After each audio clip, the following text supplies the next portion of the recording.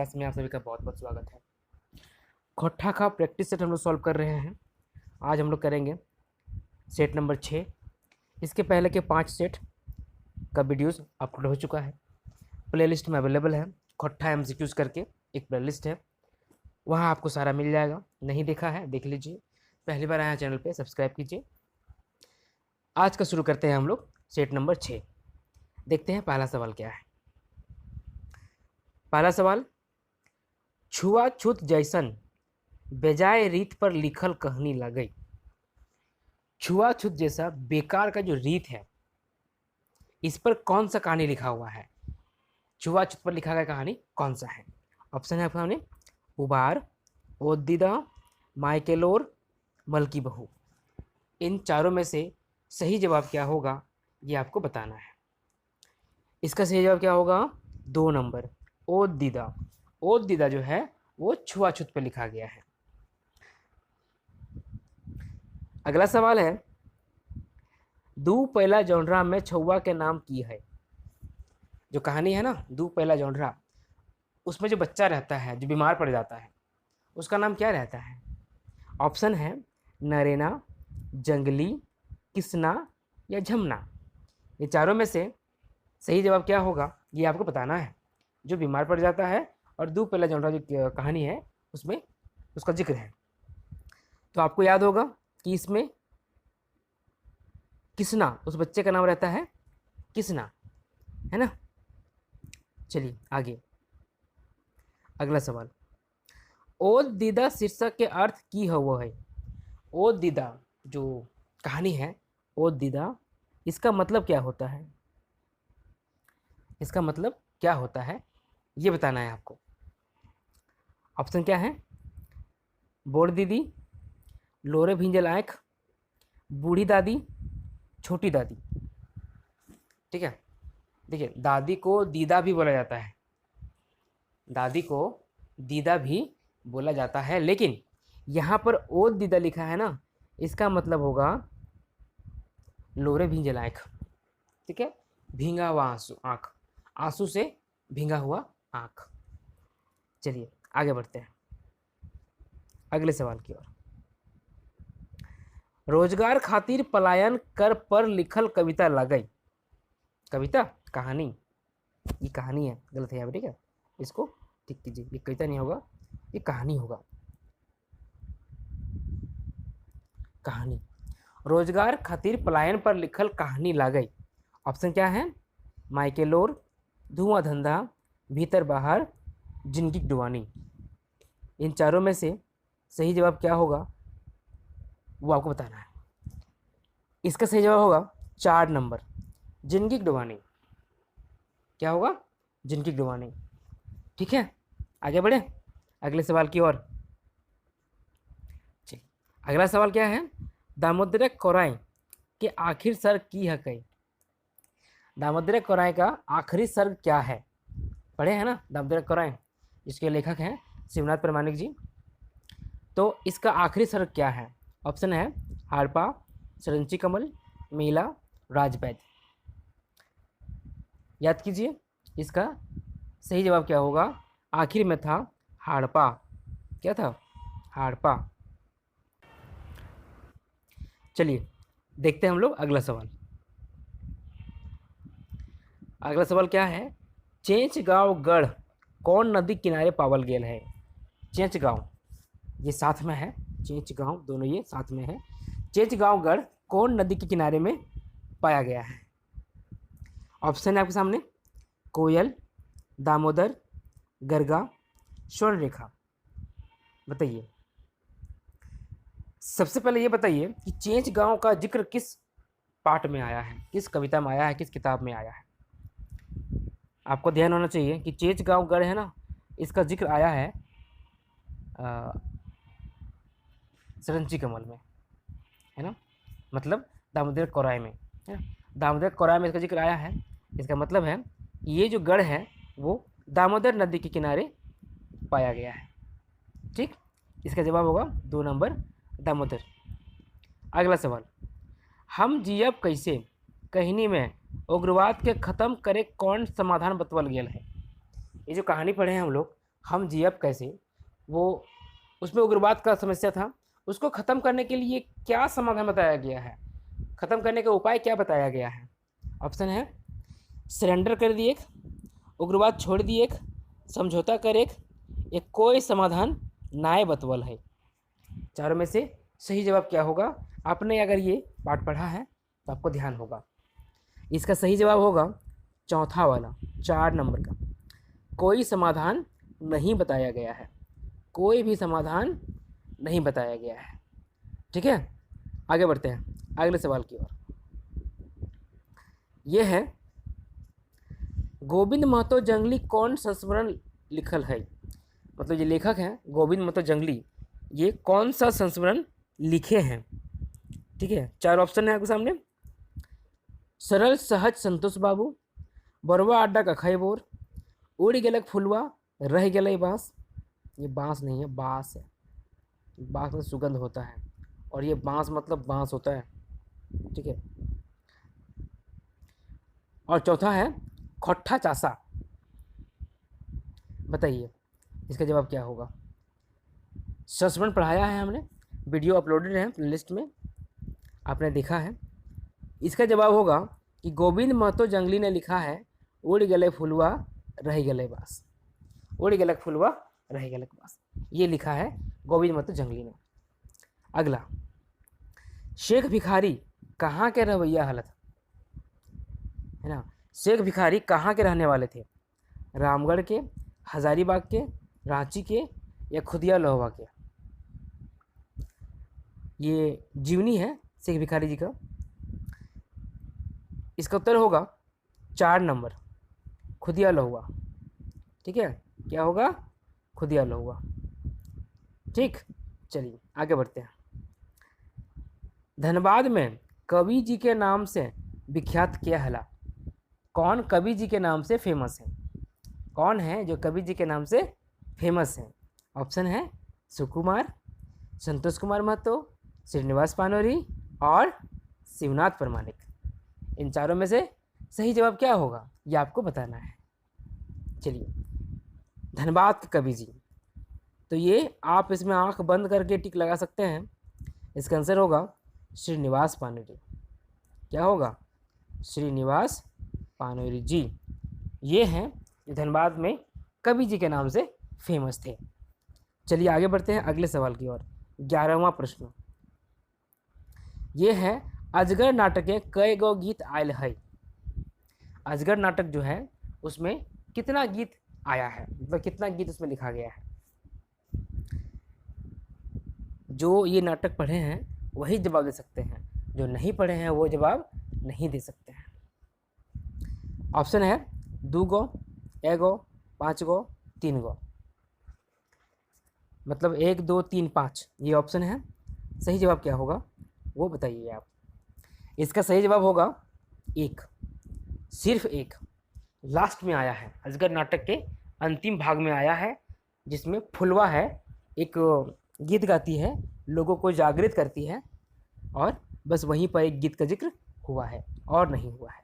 चलिए आगे बढ़ते हैं अगले प्रश्न की ओर, जो है 12 नंबर का। अजगर नाटक के कई गो दृश्य है। ये देखिए, अजगर का जो नाटक है अजगर, उसमें कितना दृश्य है, कितना सीन है। ऑप्शन है सामने 14, 15, 16, 20। चारों में से सही जवाब क्या होगा ये आपको बताना है। पढ़ा है नाटक आपने अजगर, इसमें कुल 16 दृश्य हैं। ठीक है, कितने हैं, 16 दृश्य हैं। एक बार पलट कर देख लीजिएगा अजगर नाटक को, दिख जाएगा आपको उसमें कि उसमें कुल 16 दृश्य हैं। आगे बढ़ते हैं अगले सवाल की ओर। बूबा एगो कहनी कही दे में जमींदार कितना गांव का रसीद काटे हला। ये जो कहानी है बूबा एगो कहनी कही दे, उसमें बूबा जो बाबा हैं एक कहानी सुनाते हैं। उस कहानी में बताए हैं कि जमींदार जो होते थे वो गांव के रसीद काटते थे, तो एक जमींदार कितने गांव का रसीद काट सकता था, ये आपका सवाल है। आपके ऑप्शन हैं 20, 21, 22 या 25। चारों में से सही जवाब क्या होगा वो आपको बताना है। इसका सही जवाब होगा 21।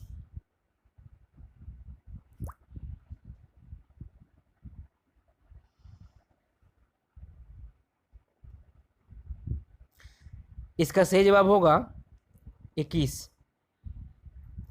जमींदार जो था ना, वो 21 गांवों का रसीद काटता था। ठीक है, आगे बढ़ते हैं अगले सवाल की ओर। 14वां सवाल ये है, बोनेकलोर कहनी में कौन गैस के जिक्र नखे करल गेल है। इस सवाल का जवाब जो दे दिए उनको मान लीजिए उनका सीजीएल क्लियर हो जाएगा। इस सवाल का जवाब दीजिए। बोनेकलोर जंगल कहानी है ना, जंगल के आंसू, इसमें कौन से गैस का जिक्र नहीं किया गया है? ध्यान दीजिएगा, कौन से गैस का जिक्र नहीं किया गया है? नखे करल गेल है मतलब नहीं किया गया है। ऑप्शन है ऑक्सीजन, कार्बन डाइऑक्साइड, नाइट्रोजन, ये सब है। अब जंगल का बात है, बताइए क्या इसमें, थोड़ा सोच लीजिए। देखिए इसका जवाब जानते क्या होगा? ऑक्सीजन होगा। क्या होगा? ऑक्सीजन होगा। ठीक है, बोनेकलोर कहानी में ऑक्सीजन गैस का जिक्र नहीं किया गया है, कार्बन डाइऑक्साइड का किया गया है और नाइट्रोजन का भी किया गया है। ठीक है, ऑक्सीजन का जिक्र नहीं किया गया है।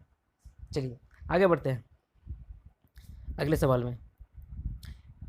अच्छा एक बात, इसका जिक्र जो है ना, ये कहानी के अंतिम 2 लाइन में किया गया है। आप देख लीजिएगा पॉलिटिकल कहानी को, उसके अंतिम 2 लाइन में इसका जिक्र किया गया है। अगला सवाल 15 नंबर, एक मौनी फूल में कई गो कविता है? एक मौनी फूल जो किताब है जिसके लेखक हैं संतोष कुमार महतो, इसमें कुल कितनी कविताएं हैं? ठीक है, कुल कितनी कविताएं हैं ये बताना है आपको। इसमें जो है ऑप्शन है 31, 30, 34, 32। आंसर क्या होगा? इसका आंसर हो जाएगा 1 नंबर 31। कुल 31 कविताएं हैं। ठीक है, एक मौनी फूल में कुल 31 कविताएं लिखी गई हैं। अगला सवाल, सोंद माटिक आखिर कहानी की लागे? सोंद माटी किताब का आखिरी वाला कहानी कौन सा है?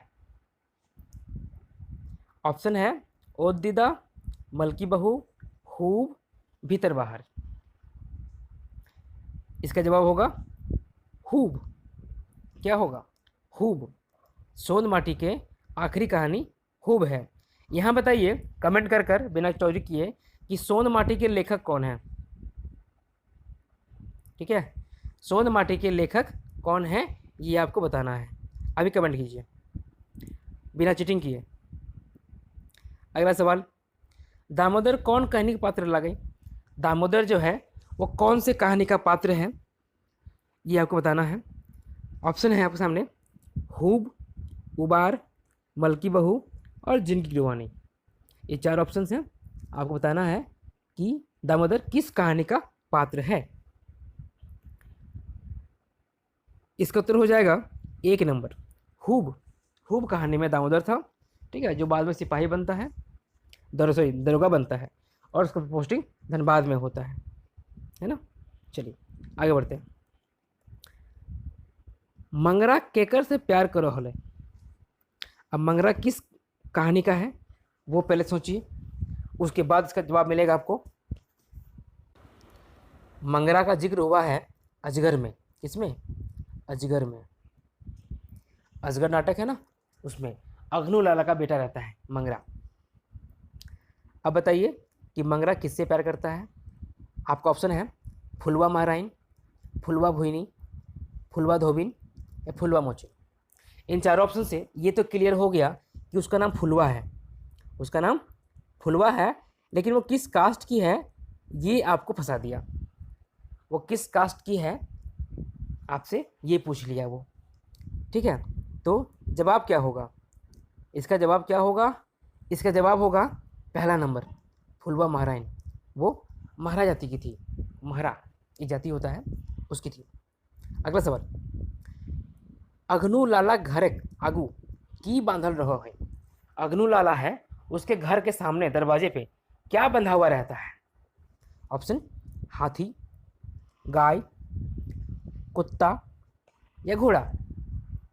क्या रहता है बना हुआ गेट पे उसका? इसका उत्तर हो जाएगा 4 नंबर, घोड़ा। अग्नू लाला के गेट पर घोड़ा बंधा हुआ रहता है, ठीक है, घोड़ा। क्लियर है? चलिए आगे बढ़ते हैं। अगला सवाल 20 नंबर। टाइम पास ना करते हुए फटाफट से क्वेश्चन करना है और निकल जाना है, ताकि आपका भी टाइम कम किल हो और हमको भी टाइम कम लगे। अगला सवाल क्या है? आज खोट्ठा प्राण प्रतिष्ठा कविताएं खोट्ठा के मान प्रतिष्ठा क्या बढ़भल है। ये जो कविता है आज खोट्ठा का प्राण प्रतिष्ठा, आंखें गीत कविता है ये, आंखें गीत का। तो बताइए कि खोट्ठा का मान प्रतिष्ठा कौन बढ़ाते हैं? देखिए ये कविता लिखा गया है जब खोट्ठा को रांची यूनिवर्सिटी में वैल्यू दिया गया था, इसको सिलेबस में ऐड किया गया था, इसके लिए पाठ्यक्रम तैयार किया गया था, तब की बातें हैं। उस समय जो रांची यूनिवर्सिटी के वाइस चांसलर थे उनको ये बोला गया है कि आपने कमाल कर दिया, खोट्ठा का मान बढ़ा दिया। तो उस समय कौन थे रांची यूनिवर्सिटी के वाइस चांसलर? ऑप्शन क्या क्या है? महेश कुमार, अनिल कुमार, अनुज कुमार और अभय कुमार। इन चारों में से सही जवाब क्या होगा? इसमें सही जवाब क्या होगा? अनुज कुमार, ठीक है। उस समय अनुज कुमार जो थे रांची यूनिवर्सिटी के वाइस चांसलर थे, ठीक। चलिए आगे बढ़ते हैं अगले सवाल की ओर। पिपरी के पैक बहरा है मोरा खातिर। पिपरी के पैक बहरा है मोरा खातिर, ये बहरा होगा, ठीक है, निकलना, इसका तो निकलना होता है। ये पिपरी का पंख निकलता है मरने के लिए, ये किसका कहना है? किसने कहा था ये चीज़? ये भी सेंटेंस जो है ना अजगर नाटक से ही लिया गया है, अजगर नाटक से ही लिया गया है, ठीक है। तो ये कथन किसका है ये आपको बताना है। ऑप्शन क्या क्या है? मंगरा, अग्नूलाला, गोबरा या फुलवा। चारों में से कौन है जो ये कथन को कहा है इस नाटक में? तो इसका सही जवाब हो जाएगा 2 नंबर, अग्नूलाला। अग्नूलाला कहता है अपने बेटे के लिए, मंगरा के लिए, कि पिपरी को पंख निकला है मरने के लिए, पिपरी के पैक बहरा है मोरे खातिर, ठीक है। अगला सवाल 22 नंबर, 1 मिनट, 22 नंबर आई लगता है 21 क्वेश्चन ही ऐड हो पाया है, ठीक है। आज का वीडियो यहीं पर रहेगा, 4 क्वेश्चन और कब पीपीटी बन नहीं पाया है। खैर कोई बात नहीं, इसको यहीं ख़त्म करते हैं। बाकी 4 सवाल जो हैं उसको अगले वीडियो में ऐड कर देंगे। तब तक तैयारी करते रहिए, सीजीएल का एग्ज़ाम जल्दी ही होने वाला है। ऐसा खबर आ रहा है कि जून में या फिर जुलाई में आपका एग्ज़ाम हो जाएगा, ठीक है। तैयारी करते रहिए, बहुत कम समय बचा हुआ है इसीलिए प्रैक्टिस करवा रहे हैं, ठीक है। प्रैक्टिस करते रहिए, पढ़ते रहिए। आप सभी को बहुत बहुत धन्यवाद।